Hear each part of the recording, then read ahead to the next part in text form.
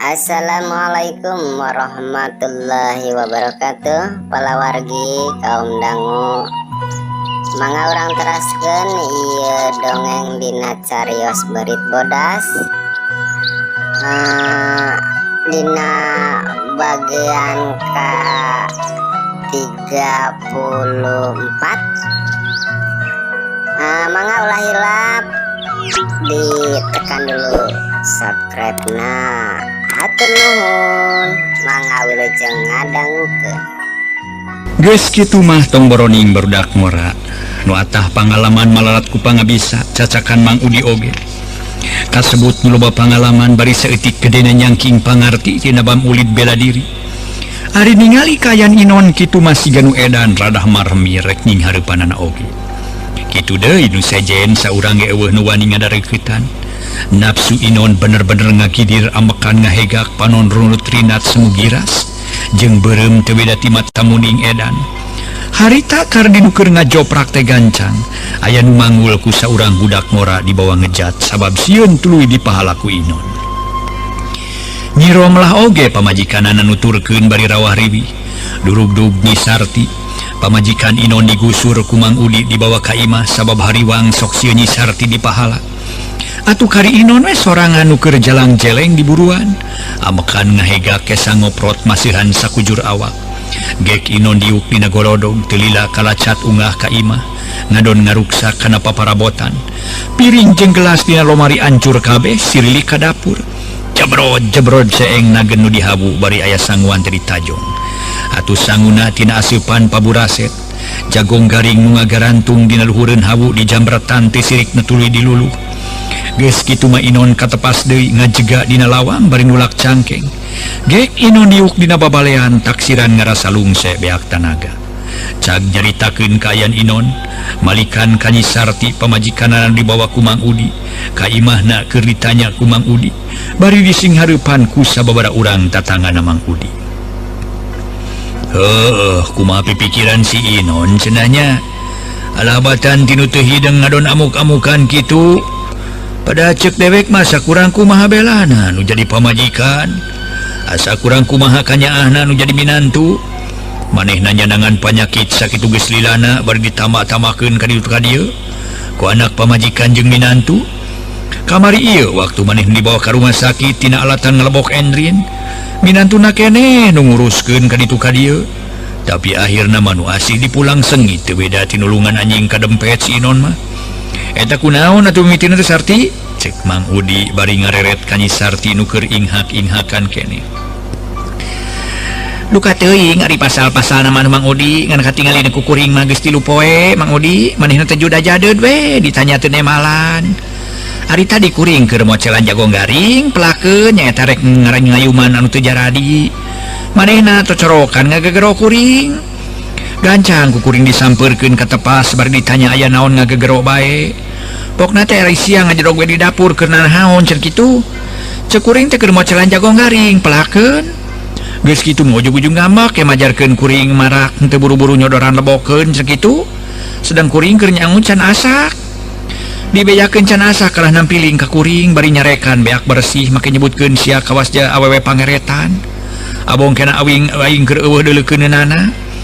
Nya ku kuring teu ditema sabab teu ngeunah disebutkeun awewe pangaretan. Ditemal kitu kala beuki nafsu terus nyiksa ka kuring. Sakitu alatanna Mang Udi. Padahal kurarasaan mah sakurang kumaha kuring ngaula ka manehna. Kitu deui kanyaah tinu jadi anak jeung minantu. Meureun ku sararea ge kanyahoan bana beak awak kuring jadi ruksak ieu teh. Ceuk Nyi Sarti segeruk ceurik deui harita teh kanyanyerian. Danya kumang ge ka Bandungan kanyaah maneh jeung nu jadi anak katut minantu teh. Tapi sabalikna si wawalakna eueuh narimakeunana pisan eta bejana si Jenil dikakalakeun cenah ku salaki maneh nya Sarti. Mang Udi nanya kana urusan si Jenil.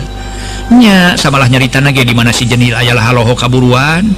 Komo lamun wani neteh ka imah rek dibajeg cenah cokorna kitu.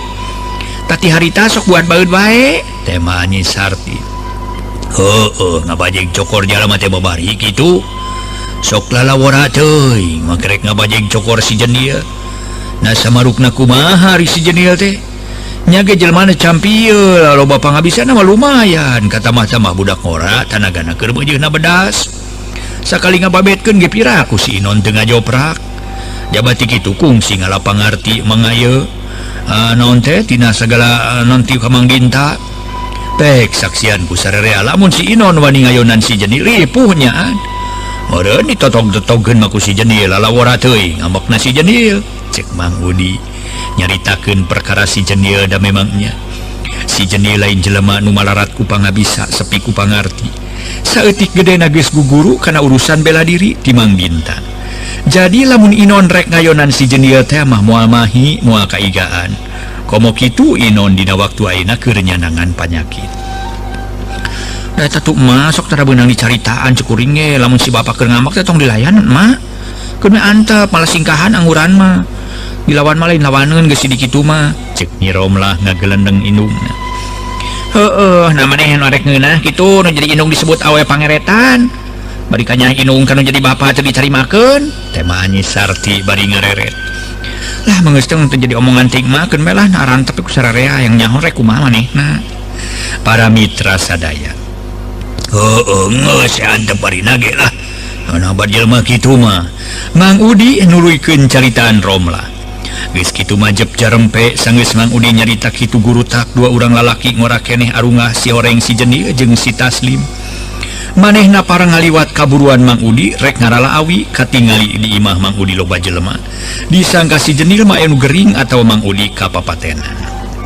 Assalamualaikum si Jenil uluk salam poku Mang Udi di temalan samalah nu sejen remalan meh bareng waalaikumsalam aya geuning laing das di marana euy cek Mang Udi puguh rek lebak ngelawi keur ngomean pager dituburu ku wala mah Bang pager ado parang kuring ngaliwat kaburuan katingali loba jelema disangka ku kuring mah ya kapapatenan mata kuring nimpang ka dieu geuning eta Nyi Sarti aya di dieu keur naon cek si Jenil para mitra sadaya bari ngareret ka Bisarti keur ulin meh atuh jeung Jenil teh mah Bisarti nyebutkeun keur ulin nyata euy si Sarti teh jeung anakna katut minantuna aya di dieu teh ngahaja ku dewek dibawa ka dieu nyata nyingkahan si Inon hayo ngadon galungan jeung si Kardi minantuna cek Mang Udi ngajelaskeun hor baru tas galungan nah kunaon pas bolona galungan gitu pertandingan cek si Jenil ngareret ka Kardi nu keur melenguk biasa we geus teu aneh adat si Inon teh atuh teu ngarumasakeun geus sirup rarempo eta meureun mah peus keuyang duwe manehna ijieun ka kuring aya beja kuring dikakalahkeun ku Kang Inon samalah ngancam rek mahala sagala ka kuring nyawa setan Kang Inon ngakalahkeun ka kuring cek indung budak we manehna ge beja ti batur cenah tapi keur kuring mah ngadenge beja Kang Inon ngakalahkeun teh lain amal kalah yang seurinya cek si Jenil bari mesem lah keun bae didenge teuing jadi ada geus kitu adatna si eta mah dilawan ge karo-karo kelo atuh Mang Udi manghariwangkeun inggi si Jenil ngajorag ka Inon lain ku kitu wani gede hate rek ngabajeg sagala ari dilawan moal ku kuring lain kuring teu wani ning hareupan Kang Inon sarua jeung kuring ngayonan bangke atuh puguh lamun ngagugu nafsu mah ngadenge beja kitu teh yen kuring dikakalahkeun ku Kang Inon kawasna kamari ge kuring ngadatangan ka manehna ari teh beungeut maneh kunaon Kardi meuni bareng-bareng ieu gareuneu kitu cek si Jenil ngareret ka Kardi kakara awasin kana beungeutna gareuneu atuh dipangjawadkeun ku Mang Udi ngajelaskeun apandas galungan jeung si Inon dibaradoleugeun aku barudak di dieu bari ku anak dewek dihompet beheungna ti tukang malah tinggal debut ti luanana darubu sigana lamun si Kardi teu kaburu-buru teu buru dibawa mah pasti ruksak ari tepi ka paeh mah wallahu alam cing minta cai herang kana gelas nyerolah cek si Jenil maksudna marek mubaran Kardi teu hararese Nyi Romlah ngoloyong ka dapur nyokot cai tina gentong kana gelas song dibikeun ka si Jenil harita si Jenil ngaluarkeun hiji parabot tayalian keris kujang pamereti jenatna aki wiranta nyata akina Nyi Sarti celong keris kujang dianclongkeun kana cai tuluy gegeryeman bari dipalencrong ku sararea heuleut sawatara menit keris kujang diangkat kalawan dibungkus ku lamak bodas leguk si Jenil nguyup cai sabrot beungeut Kardi dibura meuni ku yungus geus kitu mah las-las diusap ku dampaleungeun dadak sakala beungeut Kardi nu gareuneuh cager eueuh urut-urutna acan Atuh tong boroning barudak ngora sanajan Mang Udi oge nuges nyedek ka aki-aki. Wani oloh meni olohok mata simeutun. Olohok ngemang kadu teu sangka si Jendil boga ilmu bisa nyagerkeun beungeut Kardi. Aya keneh nu karasa Kardi? Pokna bari neuteup kana beungeut Kardi. Duh, henteu aya mah Kang. Mun tadi we asa bareng atuh jeung meni paranas. Ayeuna mah cepet tiis geuning.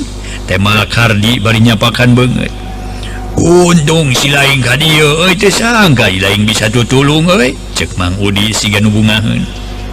Lain bisa diajar mang lah. Dan nyageurkeun mang Allah atuh. Urang meminta mah ka nu kawasa Allah Subhanahu wa taala. Ieu mah ngana parantaran bungku jadi maksudna mah naon teh nu maha kawasa ge nyiptakeun sing sakurna aya di bumi teh ya di dunya teh nya nyata bisa dimanfaatkan. Tah ye contohna kuring tadi naon teh ngancelomkeun keris kujang, lain kuring meminta ka keris lain meminta mah ka nu maha kawasa. Ngan ieu mah minangka perantara bungku mun obat teh mah obat gitu. Geuning mun urang meuli ka toko ge meuli ieu puyer gitunya eta teh perantara tah kitu nu nyageurkeun nu maha kawasa.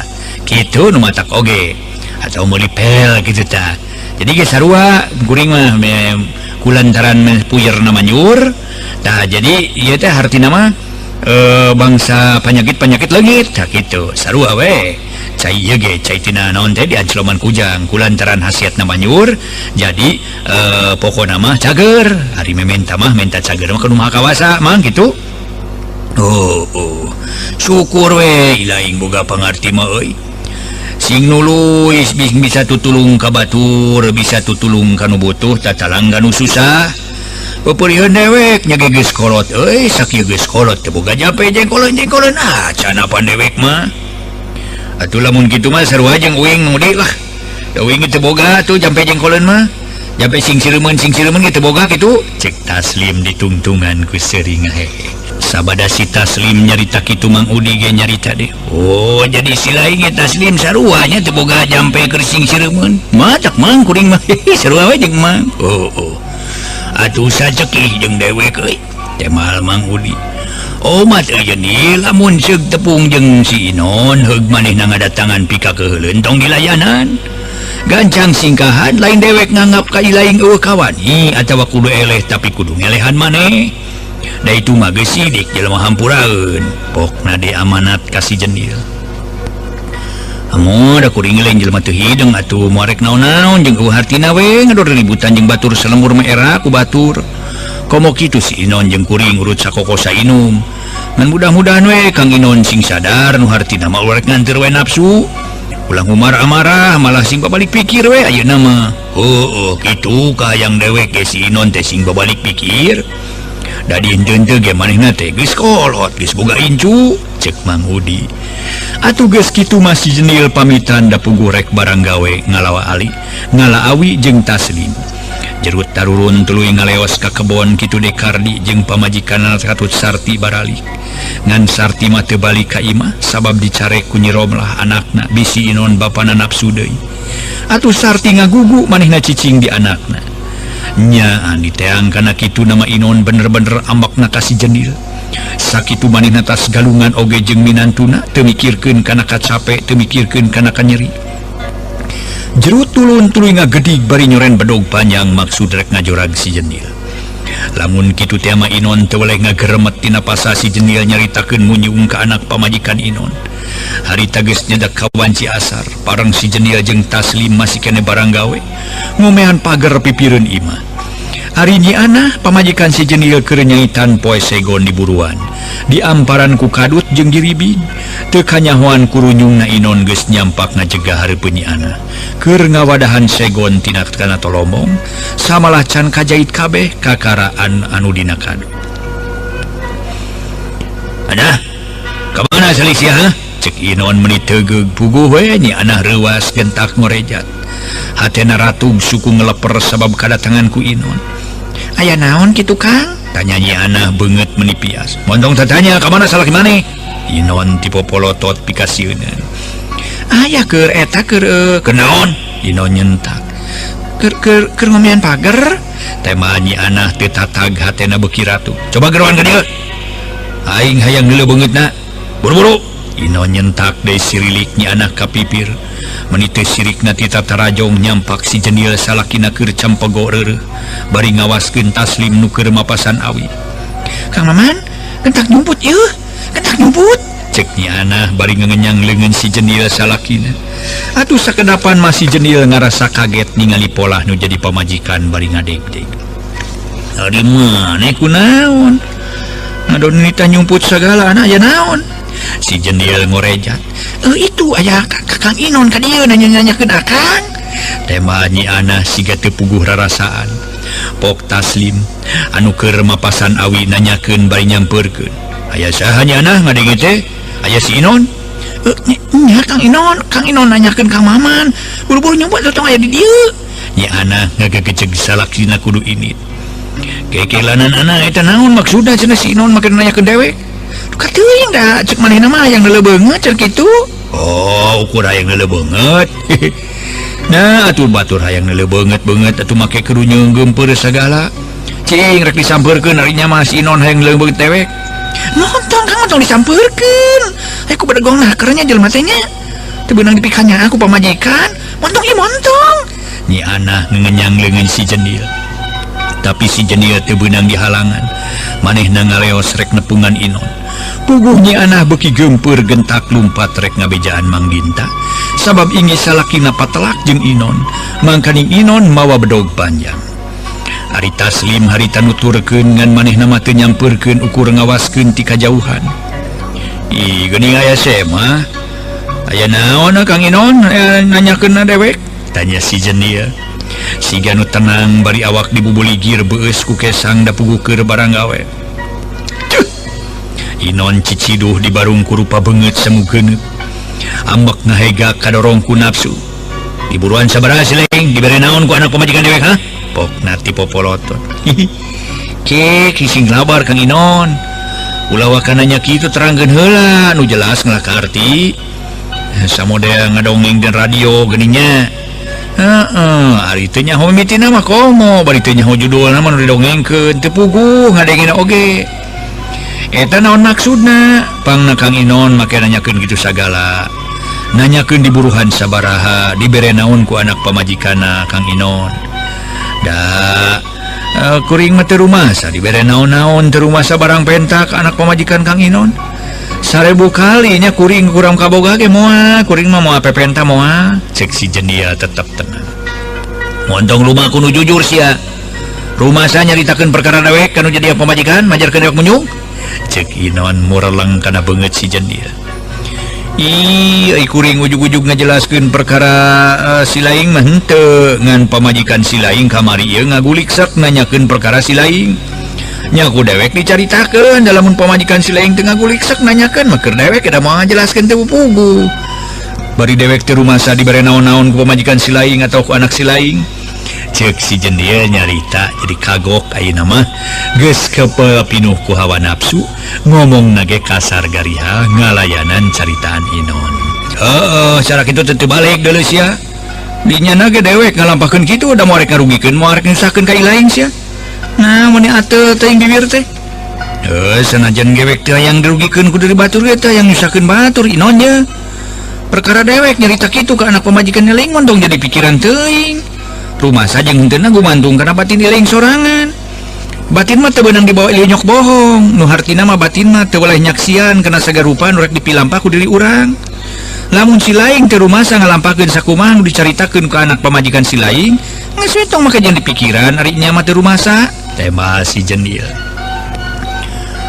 Tapi aing mah teu ngeunah deuleu. Lamun teu ngarasa teu ngeunah rek kumaha Laing? Montong tajanya si lasun lah ditarok si kuing watokna deuleu. Inon ngancam sedeng nu diancam kalah seuri. Nyaan gede hati euy. Make rek narok kulu sagala. Dikira gampang rek narok kulu teh. Mana sina suluh atuh. Teuing lamun si Laing rek narok kulu pada mah. Tah hulu lisung mah. Si jenil siga nu ngahaja mah panas kana hate. Kurang ajar si lasun. Siuk Inon teu sabar ngalugas bedog kalawan disabetkeun rek nigas beuheung. Tapi si jenil cukup perikat manehna gentak ngareuneuh keblos bedog Inon nyamos. Ukurnya bat liwirna angin sore. Siap Inon nyusul tepus rek ngabajeg suku. Nguk Jeleng si Jenil ngajaul micen pibahyaeun atuh teu matak aneh. Inon tambah nafsu manehna nigaskeun bedog ka kenca kakatuhu maksudna marek nigas tak-tak. Si Jenil leuwih cingceung ngalugat legotkeun awak. Plos serangan bedog ti Inon sababaraha kali gagal. Inon ngaluarkeun sora bari nyereudeg nyudukeun congo bedog nyolocos di lelempeng kana beuteung si Jenil. Si Jenil ngagorowok bari ngajaul mapakan sirah Inon. Solontod Inon nyolontod kedak tarang tidagor kana golodog. Kilak Malik terus ngababi buta nyabat-nyabatkeun bedog matak pipaureun. Harita si Jenil luncatan sakapeung brek depa teu beda ti lodaya. Harita para mitra Inon kulitik plek seseukeut bedog ti Inon nyeblok kana taneuh. Talina marek narok sirah si Jenil nu keur ngadepong, tapi teu hasil sabab si Jenil rikat ngagulitik ka gigir. Korejat nangtung bareng jeung Malikna Inon buk bedog nangolebat ti gigir rek naro nigas cangkeng. Jeleng si Jenil ngajaul malah cucuralitan dina siraheun. Sanggeus napak kana taneuh Inon tambah garang, atuh si Jenil tambah rancing geus hese rek diarahna. Disabet ti kenca ngalegot ka katuhu, disabet ti katuhu ngalegot ka kenca, disabet ti handap ngajaul, disabet ti luhur brek depa. Ngan kitu jeung kitu pola si Jenil micen pibahyaeun bari manehna can ngayakeun perlawanan. Sedang di sisi kebon deket imah si Jenil ngaregreg jelema nu nyaksian. Samalah Mang Dinta ge aya bari dipuntangan leungeunna ku Nyi Anah pamajikan si Jenil. Kitu deui Mang Udi jeung tatanganna nyaraksian, tapi saurang ge eueuh nu wani ngaregeut ngadadeukeutan sok komo misah sigana teh sarieun ku Inon. Sabab katingalina siga nu keur garangna kartur ngababi buta. Aduh Mang, kumaha atuh bapana budak sok sieun cilaka buru-buru pisahkeun Mang. Cek Nyi Anah bari ngadeg-deg ngarasa paur ningali Inonnya menyabet-nyabetkeun bedog. Cicing we Anah cicing, keun hayang nyaho tepi ka mana ka bacusna si Inon teh. Sing percaya ka Mang moal salaki nyai mah moal cilaka. Cek Mang Dinta siga nu gede kayakinan si Jenil moal cilaka. Tapi keur Nyi Anah tetep hariwangeun. Di titah cicing teh Nyi Anah mah anggur gegerewekan ngagegero si Jenil salakina nu keur dibareng ku pibahyaeun. Kang Maman, geus nyingkah atuh nyingkah Kang Maman. Kitu gegerewekanana Nyi Anah. Dikersakeun si Jenil ngadenge sora pamajikan gegerewekan make ngareret sedang pibahyaeun nampeuk. Atuh puguh para mitra, eta kasempatan digunakeun ku Inon. Siap Inon ngagorowok bari nyudukeun congo bedog. Kelempengan ka kemplong si Jenil nu keur balanga. Kilek rengkog si Jenil ngarengkog. Sanajan kekemplong salamet da puguh si Jenil keur balanga, seseukeut bedog ngagaris kana puhuleungeun. Srep berbei getih tina puhuleungeun ngaberbei. Inon nyusul tepus nyabatkeun bedog rek nyabat beheung, tapi ku ayeuna si Jenil rikat dongko bari hate jadi panas sabab Inon teu beunang disabaran pisan. Keblos bedog nyamos samalah awak Inon rada murilit kabawa ku heumateun bedog sabab teu make perhitungan. Waktu si Jenil dongko cepet pisan pigelang leungeun Inon ditewak. Kurinyel leungeun Inon ngagurinyal sabab diparieskeun ka gigir, sedang siku si Jenil nu kenca ngabadug kana iga. Dek karet Inon ngarajet, tapi bedog mah tetep pageuh ku dasar eta. Puhuleungeun Inon dibanting ti gigir, dek pluk bedog murag kana taneuh. Harita Inon basi keneh hojah leungeun anu kenca ka tukang newak punuk si Jenil. Inon ngaluarkeun tanaga bantingan ngabanting awak si Jenil ka hareup. Curalit si Jenil ngacuralit ka hareup. Disangka kuno nyaraksian masih Jenil teh ngageblug atuh kana taneuh. Tapi buktina si Jenil datang nangtung bari cepet pisan si Jenil ngirimkeun 2 jurus sajajar dibarengan ku sora nu ngagorowo. Cenak dayagdag bru Inon ku waktu ieu ti jengkang nang karak bengkang. Jeleng si Jenil luncat bari ngarawel bedog Inon nu ngagoler dina taneuh. Liek dada Inon ditincak beheungna di santongan congo bedog. Jeleng si Jenil luncat bari ngarawel bedog Inon nu ngagoler dina taneuh. Liek dada Inon ditincak beheung di santongan congo bedog. Oja sia begu, ceuk si Jenil ambekan ngahega. Geus kitu mah Inon teu bisa budi ukur leungeun rangah bari ngadeg-deg taksiran sieun digorok beheungna. Ayo sia lain leber wawanen sia teh ha? Usik sia pokna bari suku si Jenil didedet-dedet kana dada. Pok Inon kakara nyarita di barungku ambekan ngahegak. Ampun Jenil ampun. Hampura dewek Jenil. Hampura Jenil. Cek Inon kakara nyebutkeun ampun kalawan minta dihampura sagala. Tapi si Jenil can nurunkeun suku tina dada Inon kalah tuluy mencerong. tuh tinggal Yana percaya ka Mang tong make hariwang ku si Jenil muara graguat tata gini itu si non malik ditincak dadan aku si Jenil yuai da urang sampeurkeun gerayu cek Mang Dinta telu nyampeurkeun ka si Jenil dituturkeun ku Nyi Anah samalah nu sejen ge aya sababaraha urang nuturkeun sedeng tatangga Mang Udi ti beulah kulon mening ngageder sarurak samala anu acreug-acreugan orse gigi bring hidup Jenil hidup atuh pugu para mitra Tinggorowok tatangga Mang Udi ngarasa atoh dume si Jenil unggul sanggeus Mang Dinta nyampeurkeun cag suku si dia dicecageun tina dada Inon bari si Jenil nanya deui sok udang sileng Inon rek naon deui nu dipetakeun ku ilaing cek si Jenil harita sedeng Inon ditanya kitu teu nemalan ku niang nangtung tuluy ngareret ka Mang Dinta teu lemek teu nyarek leos we Inon ngaleos kebat balik ka imahna akang geuning eta leungeun di paloboran ku getih cek Nyi Anah kakara ningalieun kana leungeun si Jenil salakina rada muringis cing dewek neuleuh Jenil Mang Dinta ngilikan puhu leungeun nu gudawang ka beset badog lah nya maksa kitu mah jauh kene kana pojit deuleu ngadaun bobodotan ka ditu Anah geurieus jeung rangasu ngadaun bobodotan mah kumaha heula nu bersih nya pokna teu hararese Nyi Anah ngaleos ka pipir ngaladaun babadotan Ari Mang Dinta harita ngabubarkeun jelema nu ngagimbung di buruan kalacat si Jenil ungah dituturkeun ku Taslim jeung Mang Dinta sawalah Mang Udi ge milu ungah siga nu hayang nyaho kana pasualan si Jenil tarung jeung Inon teu lila Nyi Anah norojol ka tepas bari mawa daun babadotan meunang arieus jeung rangasu diwadahan kana piring seng ceg ku Mang Dinta ditampanan gereyem ngajiad heula ubar geus kitu ditaplokeun kana leungeun si Jenil nu raheut kerjet si Jenil kekerjetan taksiran karasa perih tuluy dipeungkeus ku lawak bersih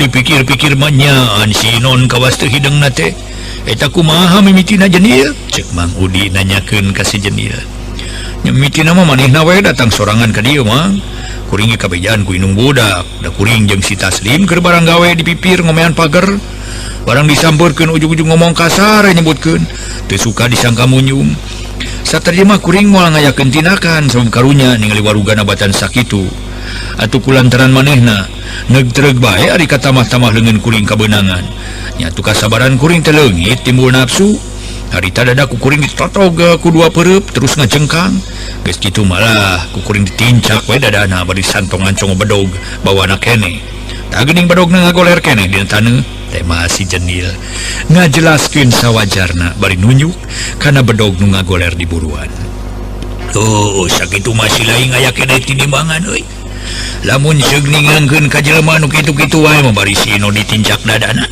dah sigana congo bedog geus maseuh ke kana gengrongna sakitu masih lain kawilang sabar euy cek Mang Udi muji kana kasabaran si Jenil waktosna seueur Alhamdulillah nembe kapidangkeun dina carios berit bodas bagian ka 34 atur nuhun ka palawargi anu parantos setia di channel Sampurasun Dulur kade ulah hilap di subscribe heula channelna atur nuhun kanu parantos subscribe kanu teu acan diantos ulah hilap ditekan tombol loncengna atur nuhun mudah-mudahan sing aya manfaatna sing terhibur ku dongeng Sunda Timang Jaya di channel Sampurasun Dulur mangga permios.